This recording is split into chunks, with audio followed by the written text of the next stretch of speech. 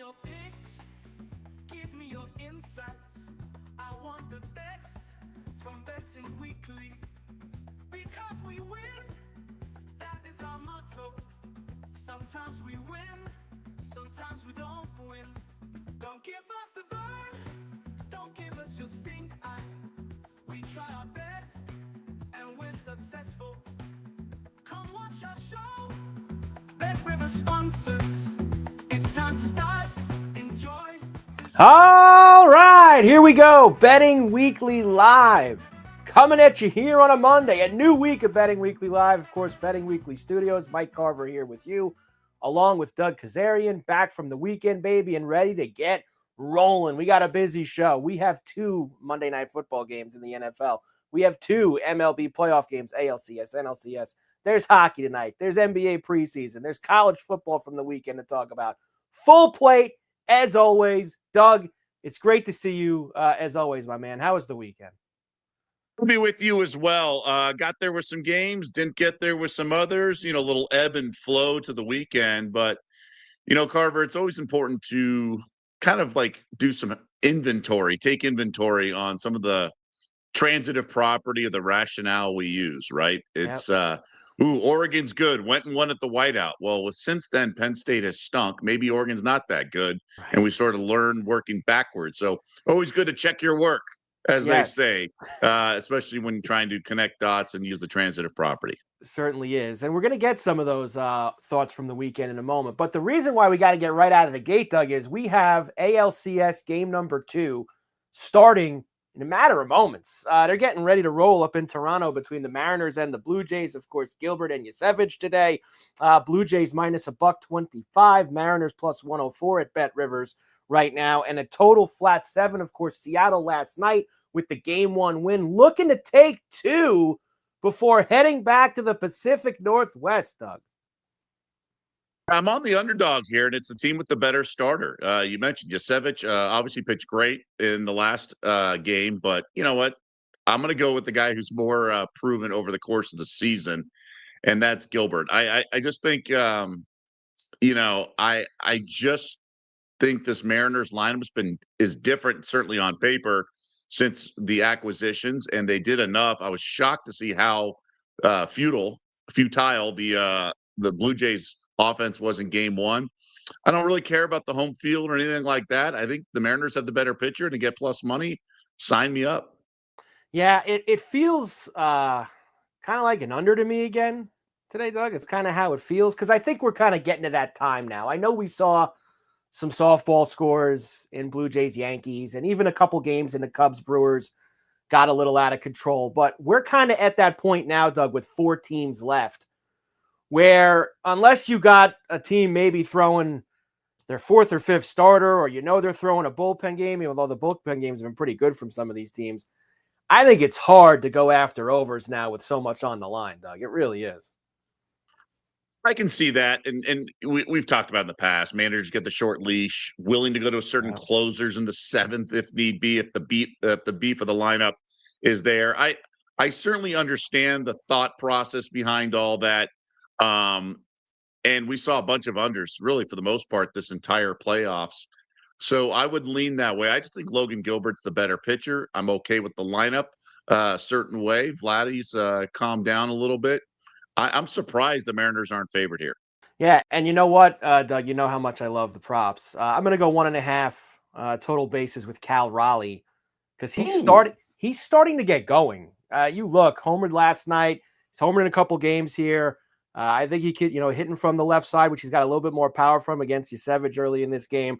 I'm going to go a little Cal Raleigh tonight, or right now, we should say. Top of the first, they've already started. Don't forget, immediately following Jays Mariners, head over to the Toronto Sports Rush channel on the Bet Rivers Network. You get post-game coverage from Dan O'Toole, Kyle Andrew, and Bobby Valentine with the guys after the game today. Of course, Toronto Sports Rush, Bet Rivers Network. We'll keep our eyes on Mariners and Jays as we continue to roll here throughout Betting Weekly Live. All right, opening line, Doug, before we get into Monday Night Football. Betting takeaways from the weekend. You kind of mentioned it before, and it really was like that was where I was going to go kind of to start things off. Watching Indiana do what they did in Eugene kind of makes me rethink how college is looking right now, because I gave Indiana no shot, honestly, to go in there and Tried win to that tell game. you guys. I Right, tried to tell you. Doug, you were on it. You said Hoosiers, take the points on the road, and they didn't even need that, Doug, outright for the Hoosiers in Eugene against the Ducks. I'm kind of thinking, is this Indiana team for real? You mentioned maybe the Oregon win doesn't look so good against Penn State, who, what a weekend for them. No more James Franklin. It's, for me, Doug, college football. I'm kind of trying to wrap my head around who actually are the 2, 3, 4, 5 teams that are going to be at the top. Narratives have been dispelled, right? So obviously Saban carried the SEC for so long, and the conference gives you a lot of bogus. I'm not saying the SEC is overrated. Sorry, I'm not saying the SEC is a farce, but it is overrated. Now, whether it's an A plus and now an A instead of like maybe an A minus, I think that has to be evaluated. But every year they just get this blind sort of pass. Teams lose in the middle of the pack. It's like, oh, it's a tough place to play. Whereas in other conferences, if a top team loses on the road somewhere, it's like, yeah, they're not that good. It's like, well, if I'm old enough to remember Georgia almost losing to Georgia State or Georgia Tech last year in like 8 overtimes, they just get a free pass. All these SEC teams. So you don't have to rethink things, but you really don't. Just look at the proof, right? We know what the Big Ten is. It's Ohio State, it's Michigan in the past with Harbaugh, but now that's changed. Like Indiana has replaced Penn State and Michigan. So it's a 2-horse race, and then other teams like USC can be pretty good, and then the middle of the pack is solid at times depending on the year. So this year, like Nebraska might be pretty solid, right? In previous years, like last year was like Indiana, and then previous years it was Iowa. So there's always a few teams in the middle of the pack, and obviously it's an 18-team conference now, so things have changed. And in the SEC, Alabama's really, really solid right now. Georgia got a gift from the officials, and some would argue that there's so much money at stake for teams to make the playoff that the books are sort of getting cooked in favor of Kirby Smart and whatnot. Look, corruption knows no boundaries. I'll believe anything. Chiefs had no penalties last night. And despite the ridiculous block in the back by Smith-Schuster against Brian Branch, which led to the post-game scuffle. So I survived the David Stern NBA postseasons. So knowing that those things were basically fixed at times, I'll believe anything. So you got to be careful with assumptions out there. Like we assumed Oregon was really good. Who's Dan Lanning beat, right? What's the big win he's got? Okay, last year, Ohio State at home because Will Howard didn't go out of bounds in time. Great. That was the only one. Still lost to Washington, got his butt kicked in the Rose Bowl. So for everyone knocking Indiana when they got outclassed when competition went up, well, you know what? They lost the 2 teams last year that played to decide the national championship. It's not like it's a sample size of 20 like we had with James Franklin. All right. So Zignetti, we know he can coach. They proved it. I like Dan Lanning. I think he's going to win a title eventually at Oregon, but let's not give him a free pass either, especially with a shaky quarterback. So there's a lot that's going to play out this season, and that's the beauty of betting is you can be right with your money.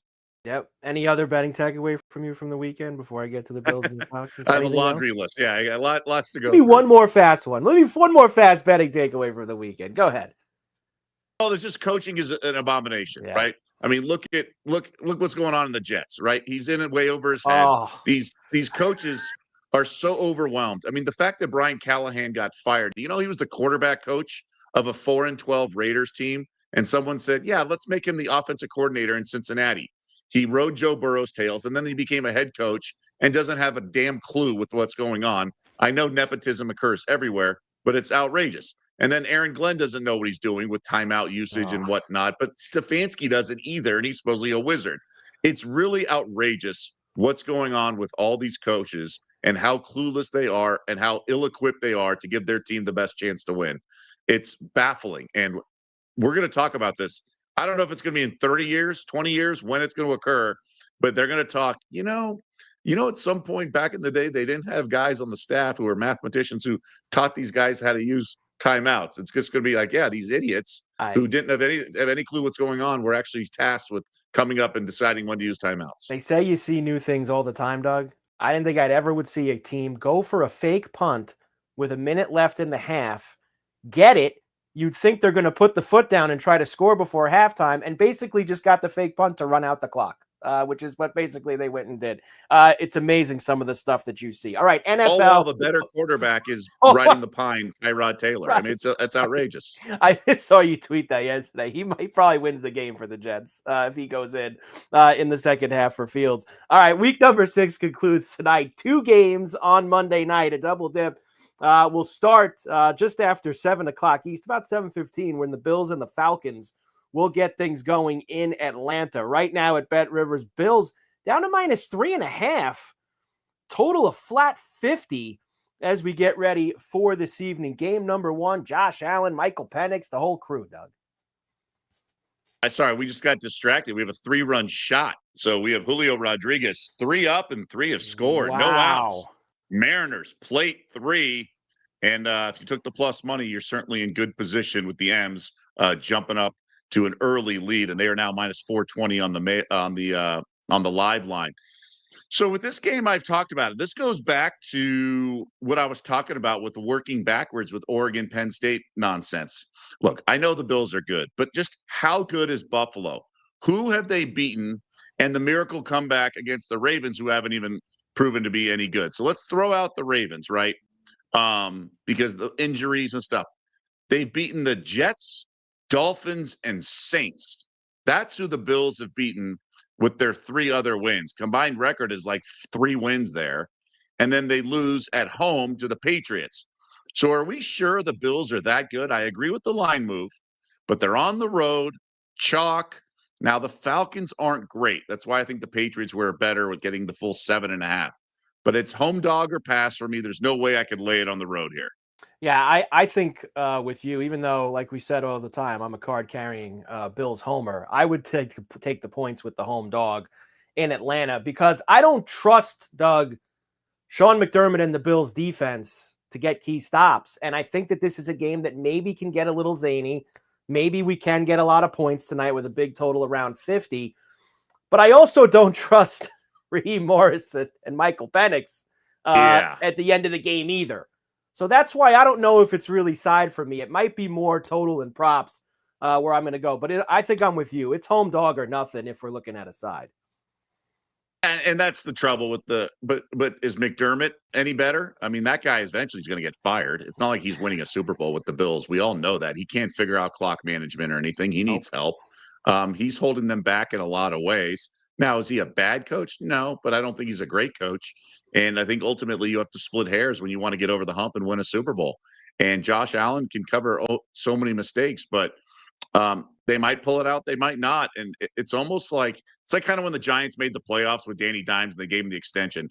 The more you keep winning and you're doing it, but you're winning the battle but losing the war. Long term, it's not beneficial for the team.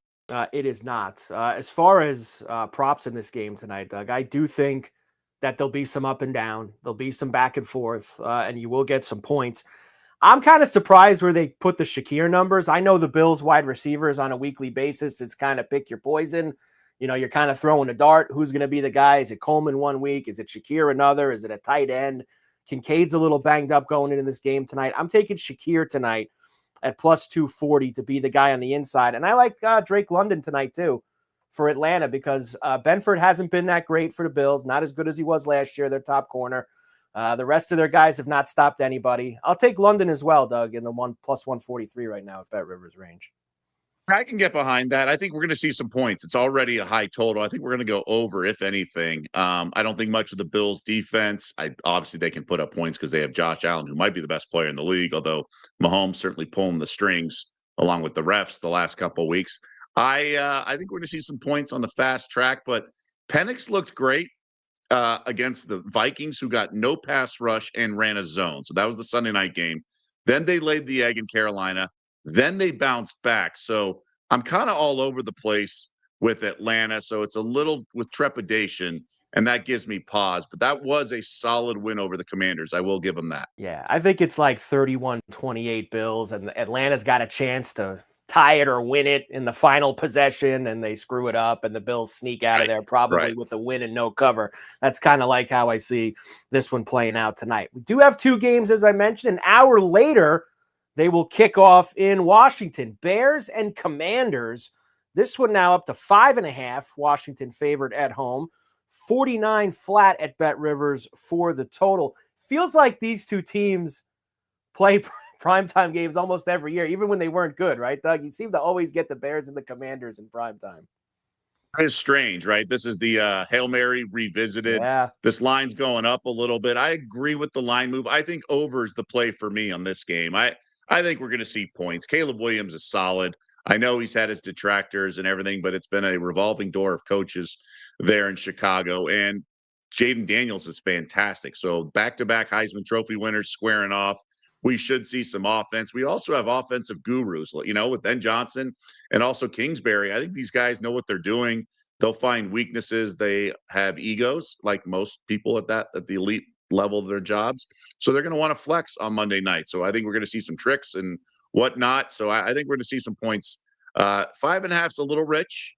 So I will go with the over as my only play in this game.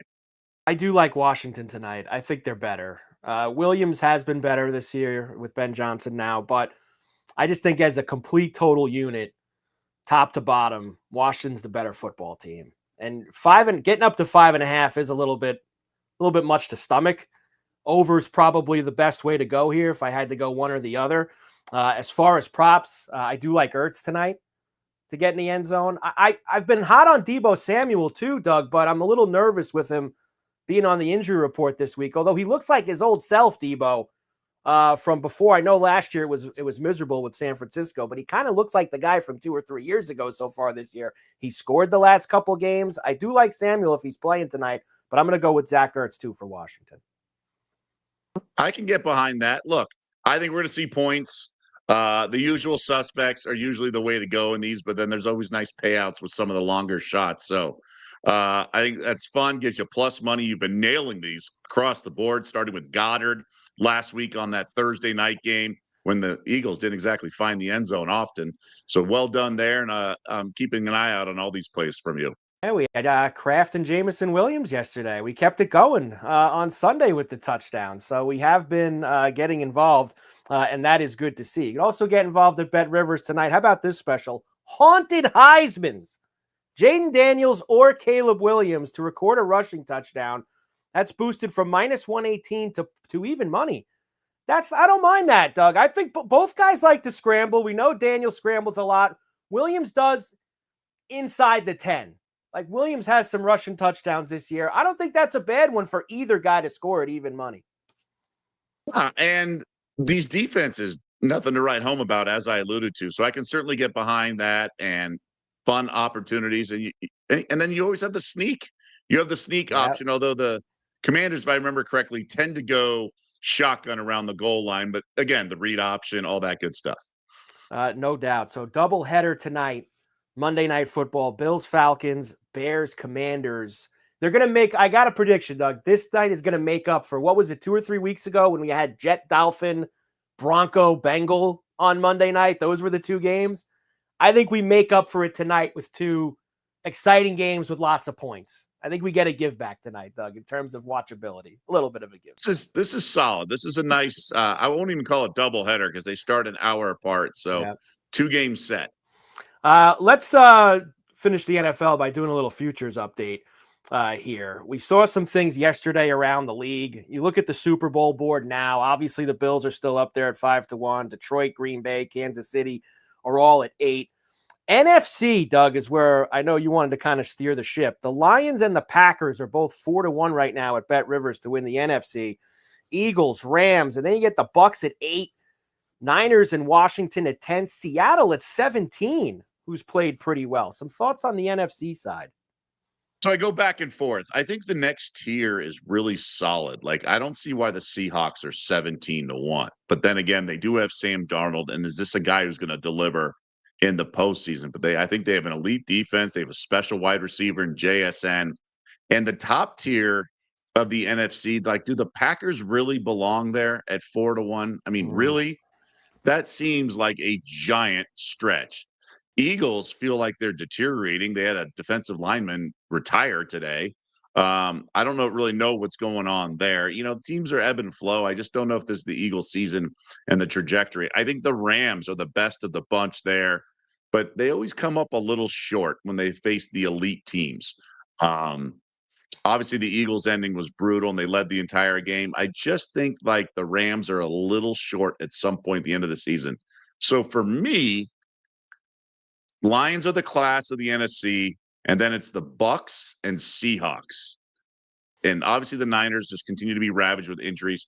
Commanders are the wild card. So those are the teams that I'm looking at in terms of odds. I don't even want to touch the Vikings or lower. Those teams have no shot.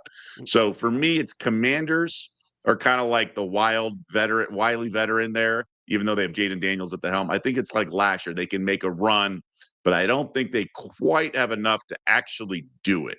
But I do think the Seahawks do, because I think their defense and they have the right sort of combo. And if they can get a home game, who knows? But I like the Seahawks at those prices, of course, 17-1 to win the NFC. And then I do think the Rams are frisky, but I wonder if they're just going to kind of meet their match in the NFC title game. But anytime you think you can get a team to the final game at plus 750, you got to look that way. Yeah, you do. And just, I'm going to give you the AFC in a moment, but you bringing up Tampa. Last week in this spot on Monday, we talked about Baker with the MVP odds. And you were saying how, guys don't want to bet it at 10 because they didn't get it at 30 and all this other. Well, now he's 425. So now let's think about it. You didn't take him at 10 and now he's 425. I mean, it's so funny. Doesn't it sound so stupid when you hear people say it out loud? Now, I've also heard other people say things out loud that doesn't make sense. They're like, how is Baker Mayfield not the favorite? He's the MVP so far. It's like, yeah, well, newsflash, the voting's not held today. Right. So if the voting were held today, he would win MVP probably unanimously. Okay. But it's not. It's like a golf tournament when Scheffler, after the first day, is 5 back and there's no names ahead of him and he's the betting favorite. It's like, well, he's 5 strokes. It's like, yeah, but the tournament doesn't end today. So Mayfield is not the favorite because they have 11 regular season games remaining and they're budgeting the likelihood of his performance the rest of the way and also the team's performance the rest of the way. Yesterday was their largest margin of victory all year. It's a lot of heart, stopping wild finishes. So look, can he win? Of course. But I think when you budget the remaining games and teams left and things like that, I think it's fair that he's the third favorite. There's no value anymore. I think Josh Allen and what the Bills have in their schedule and all that, and Mahomes certainly looks the part. I think those two are the rightful favorite. Now, as we all know in futures markets, bets coming in, the risk and all that, the liability of the book will certainly influence the odds in this one-way market. But I do think Baker Mayfield, given there's 11 games left, I'm totally fine with him being the third favorite. I just thought at 10-1 a week ago was a little shy. Now, the Bucs schedule coming up is difficult. They have the Lions next. Now, we'll see. I mean, they beat the Lions last year, if I remember correctly. So that's not completely out of the question. But, they have tough games coming up. They do get the Saints after that, but that's in New Orleans. And New Orleans has proved to be frisky. But then you get the Patriots, Bills, and Rams, 2 of those 3 on the road. So we're gonna probably see some Bucs losses given the injuries piling up, Ibuka and everything else. But to this point, he's the favorite. But the voting's not held today. Yeah, look, they're losing bodies left and right in the wide receiver core. I mean, every week they're just losing more pass catchers for Baker, but he keeps getting it done. And I'll give the AFC 1 minute here, Doug, because yes, the Bills and the Chiefs are the favorite, but who do you trust the most out of the next 3 teams on the board, which, believe it or not, after week 6 are going to be the Chargers, Broncos, and Colts. They're the 3, 4, and 5 on the odds board in the AFC right now. I couldn't see, Doug, any 3 of those teams beating the Bills or the Chiefs in a big spot in January. None of them. From the Chargers, I would, because I think they have the best coach of all these, and I love Herbert. But they lose Alt and another lineman, and then the offense can fall apart. So they were dangerously close to losing 3 straight. They didn't, but it was very close yesterday in Miami. I'm with you with the Broncos. Nice story. The defense is legit. Now, they were running on fumes. It was a tough scheduling spot, but I think there's a ceiling to Bo Nix. We'll see about the Colts. They're legit. Like, they're going to the playoffs. They are legit. I love how the Ravens are right there in the mix. It's fascinating to me. I think at some point maybe we should start taking the Steelers seriously. I don't know. I keep finding ways to not pick them in Survivor, and they just keep winning. I think the Patriots have a shot at 18-1. Drake May seems like the real deal. Obviously, he'll have some bad games because he's only in his second year. But at that price, with that coaching staff, and maybe they find some running backs who don't fumble, maybe Henderson's the guy, and you get rid of Stevenson. I think that's the team that has caught my eye in the futures market. But I also saw the refs and the Chiefs win convincingly yesterday. And I'm a little worried with the league and all that slander. And I know the Patriots, they got a schedule coming up. It's like Tennessee, Cleveland. Oh, they've got just some layups. They got a chance to really pad the wins over the next few weeks for Mike Vrabel. If you like what you hear on our shows, which of course you do, sign up for our newsletter, get exclusive tips and the free Insider magazine. Sign up for free at bettingweeklystudios.com. Make sure you get involved. I got mine in my inbox this morning. Went through it. Nigel and the crew doing an unbelievable job with all of that. All right, we have one baseball game going on right now, which we mentioned with the Mariners and the Blue Jays. We have another one tonight, game number 1 of the NLCS. Dodgers into Milwaukee to take on the Brewers to start things off. Snell is going to start for LA. Ashby will be the opener for Milwaukee. Sounds like maybe Quintana. After that, the Brewers have done a nice job piecing this together with these openers, etc. Right now, though, at Bet Rivers, you have got the Dodgers minus 148, Brewers plus $125, and 7.5 the total this evening, Doug. I'm on the Dodgers. They got their staff set. They have their lineup clicking for the most part. And the Brewers have been a nice story. And yes, they'll have home field advantage and whatnot. But the Dodgers are the class of the league. And I'm going to keep backing them. 148 feels cheap, all things considered, because I also think this bullpen has been sort of solidified with Sasaki, been so impressive out of the pen. And I know Kershaw got rocked, but they have other arms they can bring in now that they weren't using during the regular season because of the starters going, having 5 starters during the regular season, all those injuries. So I think Dodgers are the way to go. And I will say, and I've preached this, got to be careful laying this kind of juice in baseball. You got to win a lot more than you think to break even point. But I do think there's line value even at $1.48. By the way, the Blue Jays did get one back, Doug. 3-1. Seattle now leads, still hitting Toronto in the bottom of the first inning. They scored on an error by Naylor. So 3-1 now in that one. 4 runs already on the board in that game. Now, you talk about getting the Dodgers at kind of a nice price, 148. I actually saw this, and I know Ohtani hasn't been hitting. He had a tough NLDS against the Phillies, made a lot of big outs, etc. They still got the job done. I think that little slump, though, Doug, has now got us a chance to get some Ohtani numbers on the low. So I'm going Ohtani with the total bases tonight. Over 1.5, minus 108, which I know I have minus money total bit.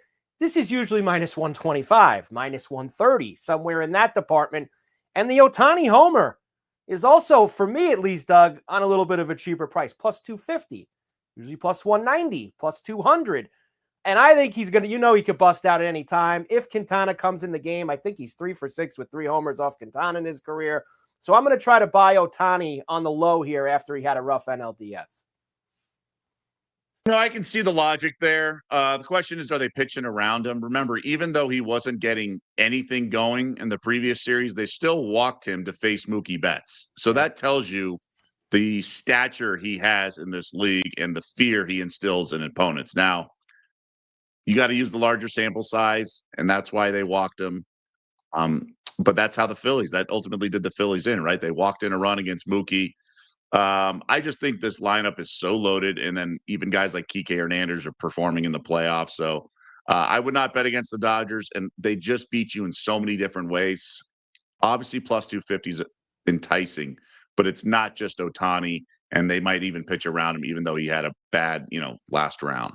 Yeah, the chef checks in. Dodgers money line with Mookie, 1.5 bases. I don't mind Mookie either tonight in that spot either, because remember, they're starting that lefty with Ashby, specifically with Ohtani in mind. and Freeman in mind as well. That gives opportunities for Betts and Teoscar, honestly, Doug, with the lefty going in there to start things off. So those guys are going to get a chance to eat maybe early on in that game with the lefty starting it up. Look, I just don't know what we're going to get with the Brewers, right? We saw the Dodgers do it last year. They made the run and certainly took care of business in game one of the World Series and then cruised from there. I just have to see it to believe it with the Brewers. We saw this Blue Jays team, right? Lay an egg in game one behind Gossman and a no-name. Like, who are the Brewers trotting out there? Like, do we really believe in this lineup? Do we believe in this staff? I'm just not sold. Can Ashby really get it done against this patchwork, against this offense with the patchwork bullpen and everything? I don't believe in the Brewers at all. I think this number should be like $2. Dodgers in 5 at plus 325. Dodgers in 5. I feel like I don't trust Peralta. Stupidity. You said I don't trust, like, Peralta's their best arm, and I don't trust him either for Milwaukee. And I know Milwaukee dominated them in the regular season. That's the regular season. I know you're going to hear like, oh, Milwaukee swept them. Milwaukee. That doesn't matter. That means nothing right now, Doug. That Milwaukee swept. Well, the Dodgers weren't playing well at the time. This is a different version of the Dodgers, and they're in playoff mode. And we saw Glasnow pitch great. We saw Snell pitch great. I think the Dodgers are locked in. Tough to get away from LA with how they have looked. Make sure you get your MLB Playoffs Daily Profit Boost Pack at BetRivers. Eligible players who log into their BetRivers account each day during the MLB playoffs will receive a 2-pack of MLB Profit Boost, 1 live Profit Boost, 1 SGP Profit Boost. See the app and the website for more details. Kind of do what the chef was just doing. Dodger money line, bets, total bases, throw the Ohtani total bases in there. And suddenly you got yourself rolling for tonight in Milwaukee with the Dodgers and the Brewers. All right, hockey.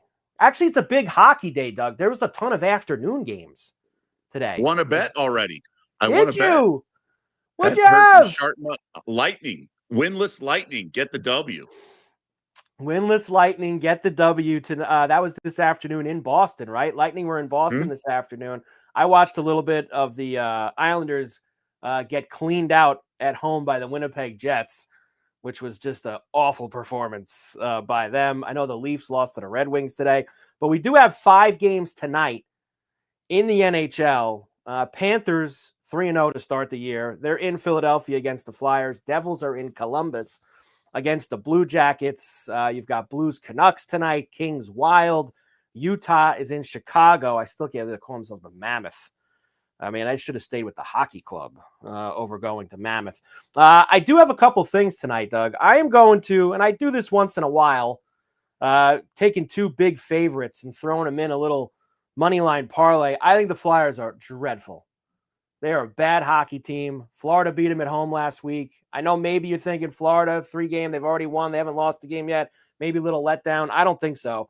I think Florida wins again tonight in Philadelphia. And I think the Devils will win in Columbus. Little dicey. You're taking 2 big, heavy road favorites. I'm going to throw them together, though, here. Money line parlay for New Jersey and Florida tonight, Doug, plus 192. Little early hockey action from you in the night slate.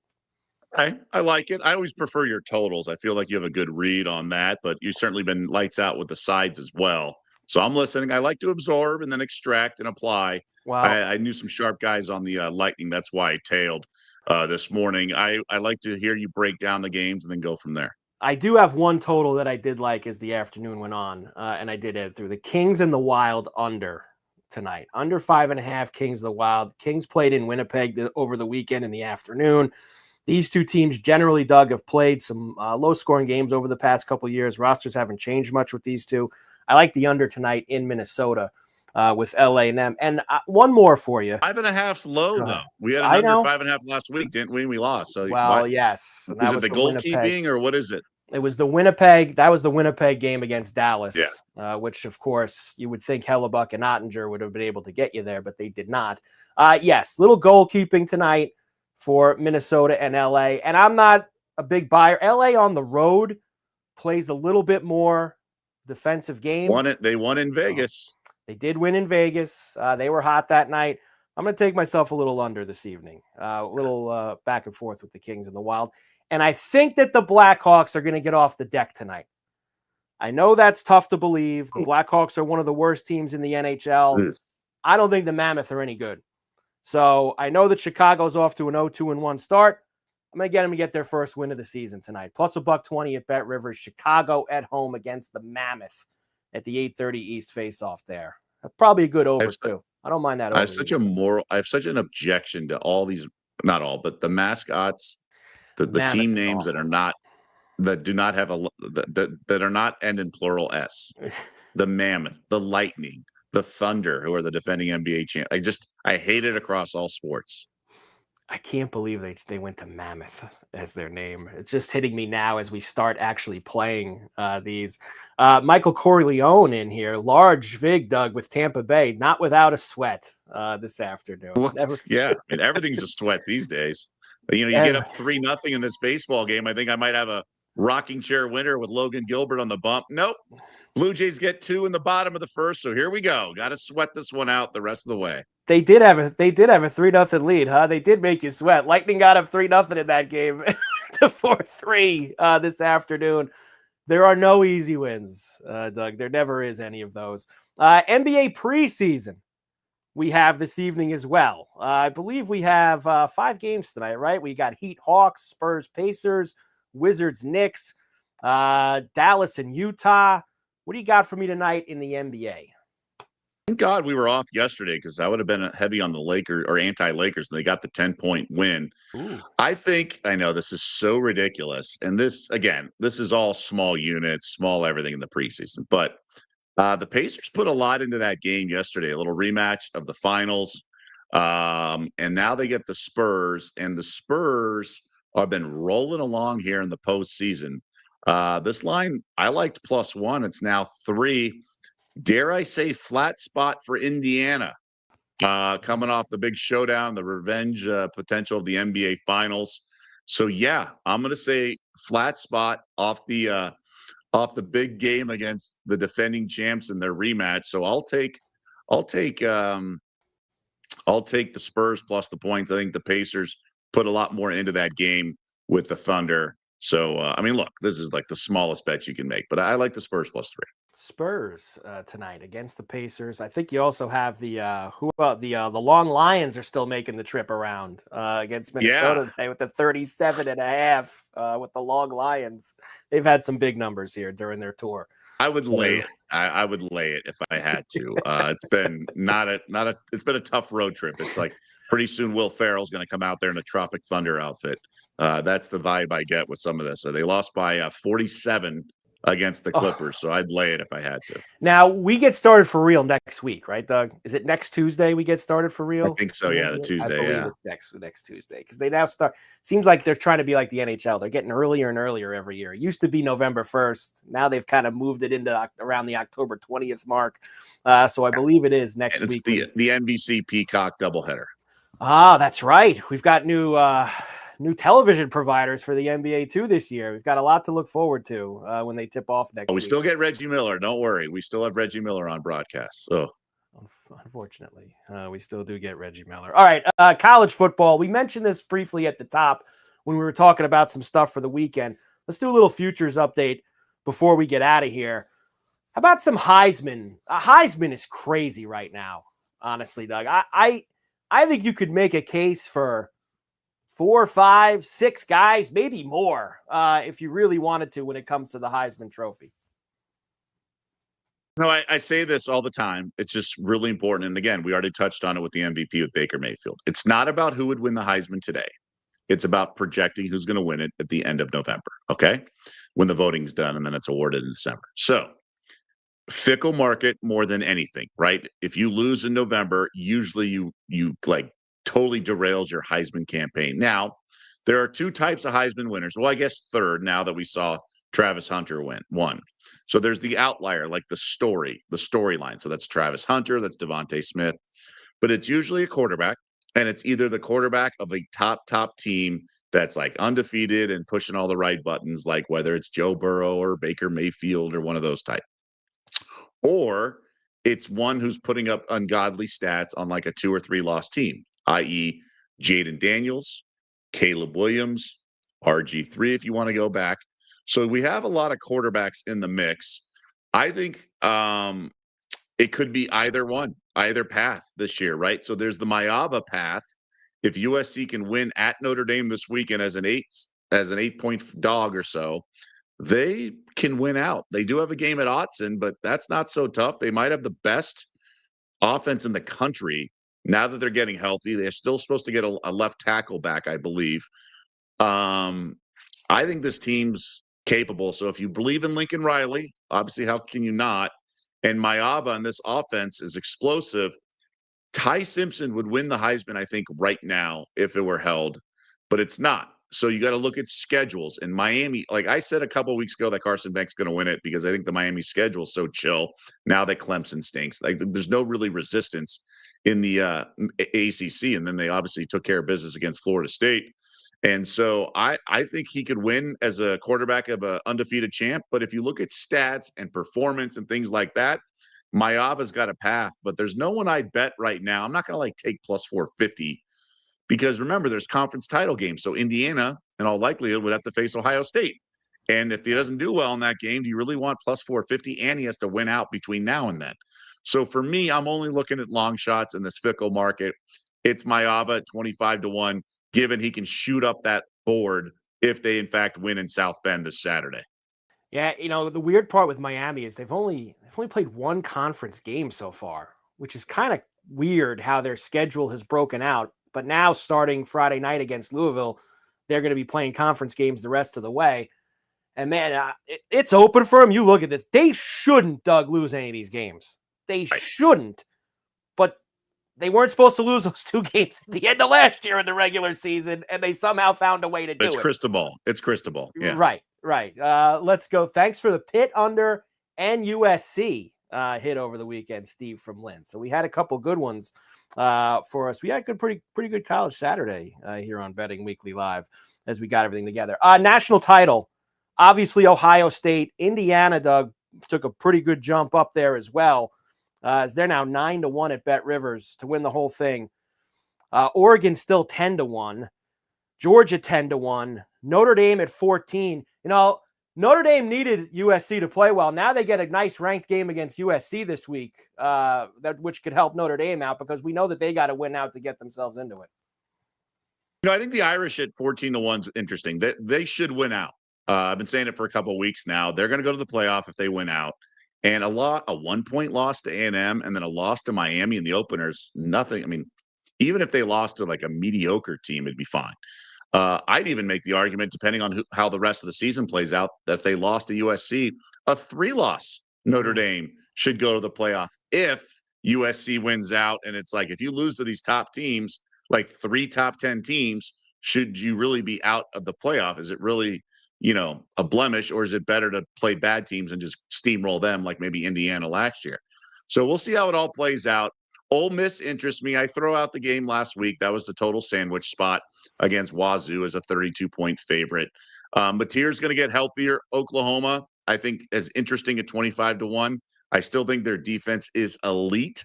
I don't believe in Arch Manning in Texas. I think he stinks in relation to other sort of top teams. I think they're going to have problems. It's still 7-win Sark. No interest there.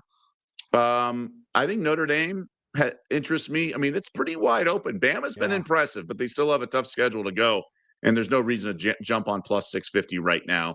So I'm pretty impressed with everything that lays out on the board and some of the long shots there.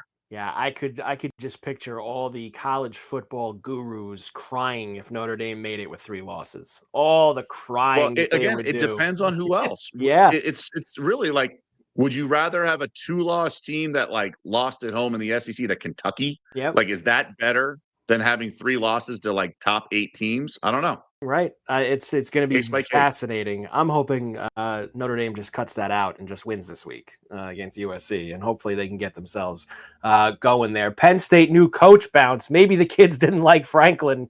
We'll see from Michael.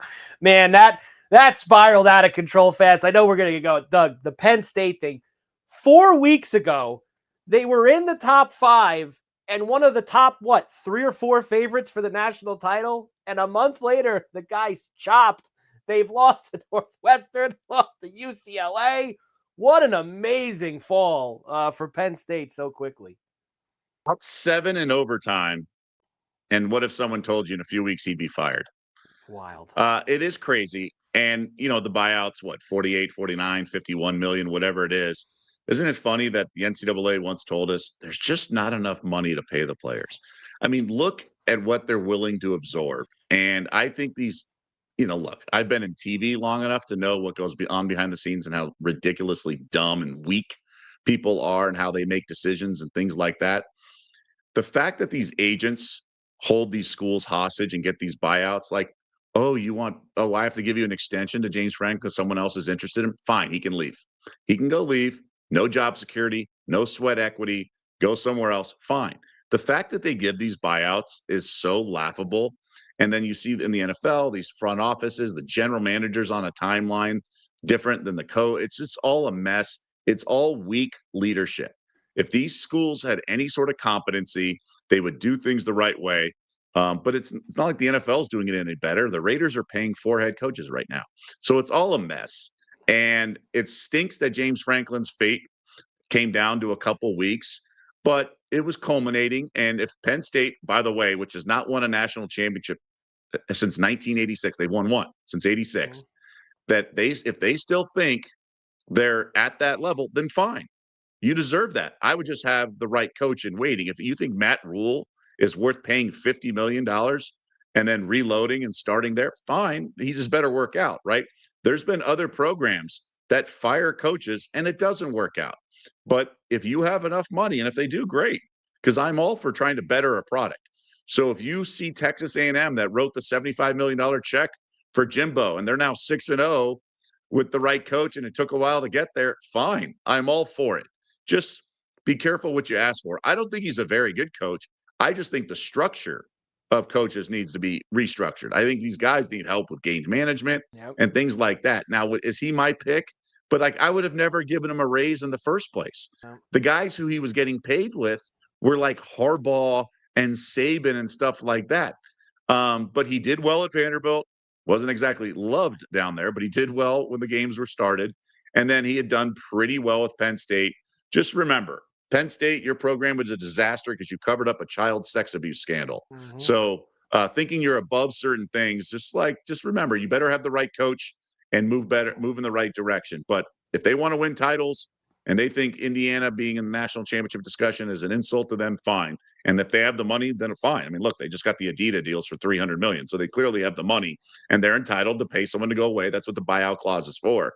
But I think they need to be smart with who they hire. I think the North Texas coach is the best coach out there. I think in terms of coaches that are attainable, I think all these programs should be looking at someone like that instead of trying to stick a square peg in a round hole or making a lateral move like Matt Rule.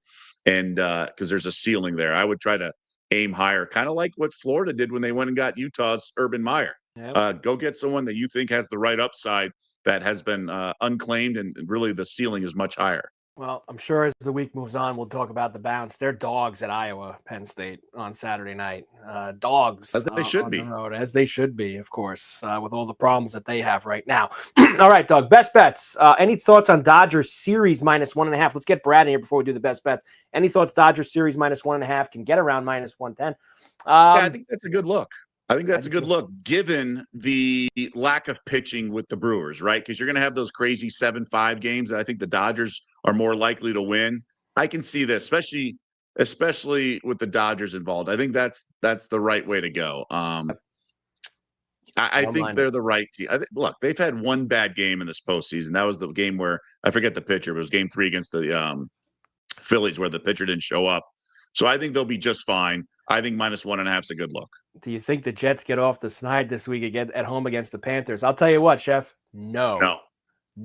Panthers are back, baby. 3-3 now, the Panthers. They got a run game with Dowdle. They're playing good football all of a sudden. Panthers this week. They're favored. The Jets were favored. Now the Panthers are. I'd say this. If Tyrod Taylor got the start, I'd bet the Jets. But I think they're pretty dejected. Fields is terrible. I think he sucked when he came. Like, everyone trying to talk themselves into Fields because of how he played in the preseason, but it's like, he had no pass rush because it was vanilla defenses and no blitzing. So of course he's going to be comfortable out there. People just overreact to the preseason when you have these young quarterbacks. Everyone loved Bryce Young in the preseason, and it's laughable. Fields is not an NFL quarterback. I don't know what more evidence you need. Oh, and he can't start him now. The way he chewed out that reporter for even asking Right? my man Right? Costello yesterday, he can't then go and start Tyrod this week. So he's stuck now. He has to start Justin Fields for the way he treated Kaz yesterday. All right, best bets, Doug, for tonight going out the door. For me, I'm sticking. I know I don't like the way the line's moving. I'm going with Washington tonight. I think Washington is going to win by a touchdown against Chicago. I think, like you, I know you're going to talk about the over. I think the over gets there, but I think Washington's going to be able to take care of business at home. And I love this Ohtani over 1.5 total bases against the Brewers. Only takes one. Give me a homer or a double down the line for Ohtani tonight. I'm on it. Right. And I'm going to go with the same game like you alluded to, but all of my plays today are like BB pluses. So nothing I love, but I'm going to go with the over in that game. 50. Look, you got both quarterbacks are lights out. Both defenses are suspect, but not just both quarterbacks, both coordinators as well. The OCs, I think, are going to do some damage here. So I'll take the over. I think we see some fireworks. And Toronto just tied it up 3-3 on a Luke single in the bottom of the second. So 6 runs already here. Bottom 2 in Toronto. Looking like it could be a wild one with the Mariners and the Jays up there. Doug, we will do it again tomorrow. We are going to have game 2, Dodgers Brewers. In fact, I was just peeking. We got some college football, Tuesday night college football coming up tomorrow night. So we have a little bit of that to look forward to. In fact, let me tell you who we got tomorrow night. Like, look at this. Oh, New Mexico State and Liberty, FIU and Western Kentucky. 3 games. 3 games on a Tuesday. I can't wait. Doug, tremendous job. As always, we will see you back here tomorrow. Betting Weekly Live, of course, Betting Weekly Studios, Bet Rivers Network. Good luck to everybody tonight. We'll see you back here tomorrow on Betting Weekly Live.